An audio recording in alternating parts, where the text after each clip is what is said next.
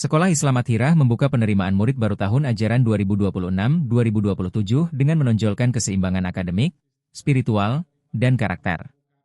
Pendaftaran dimulai lebih awal pada 20 Oktober 2025 lalu.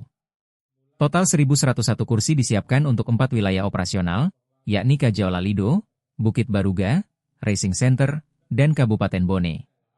Tahun ini kami menyiapkan 1.101 kursi untuk 4 wilayah operasional Athirah, yakni Kajaola Lido, Bukit Baruga, Racing Center, dan Kabupaten Bone, kata Syamril saat sesi konferensi pers SPMB Sekolah Islam Athirah. Kurikulum adab Athirah menjadi keunggulan utama dengan 84 adab keseharian siswa sebagai pembentukan karakter Islami. Program ini sejalan dengan revolusi adab pemerintah Kota Makassar.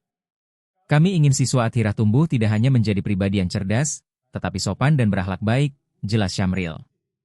Program tahfiz Al-Quran dialokasikan 5 hingga 6 jam per pekan dan disertai pemahaman makna ayat. Athirah juga menyediakan kelas internasional, pelatihan TOEFL, dan program magang untuk memberi pengalaman kerja sejak dini.